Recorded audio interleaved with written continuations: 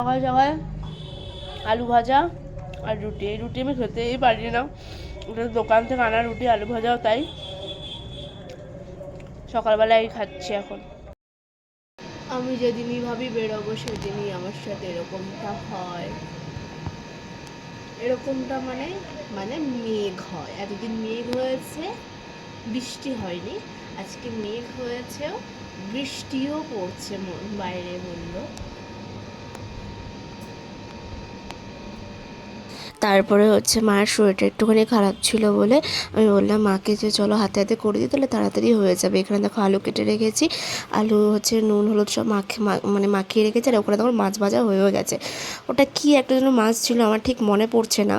তো এই দেখো আলু কষিয়ে নিয়েছি একদম মশলা দিয়ে। এই মশলাটা তোমরা তোমাদের ইচ্ছে মতো দিতে পারো, মাংসের মশলা যেরকম হয় সেই মশলাও তোমরা দিতে পারো, এমনি টেস্টি লাগে, খেতেও টেস্টি লাগে। আর এইটা ছিল হচ্ছে কুমড়োর তরকারি, আর এই যে হচ্ছে মাছের ঝোল। আমি হাফ রান্না করে মানে অর্ধেক রান্না করে চলে গেছিলাম, প্যান্ডেলে গেছিলাম মণ্ডপে। তো বাড়ি এসে তারপরে খেয়েছিলাম। এই দেখো মাছটা বেশ টেস্টি ছিল, কিন্তু এই মাছটা আমি খেতে পারি না, আমার কাছে একটু গন্ধ লাগে, কিন্তু তরকারিটা ভালো হয়েছিল খেতে, বেশ সুন্দর হয়েছিল।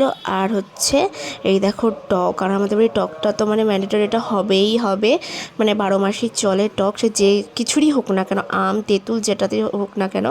ওইটা হচ্ছে চিংড়ি মাছ দিয়ে করেছিল। তো তোমরা দুপুরে কী কী খেলে আমাকে জানিও কমেন্টে। তারপরে একটুখানি বেরিয়েছিলাম, এই ফটোগুলো তোমরা পরে দেখতে পারবে, নেক্সট ভিডিও খুব তাড়াতাড়ি আসছে।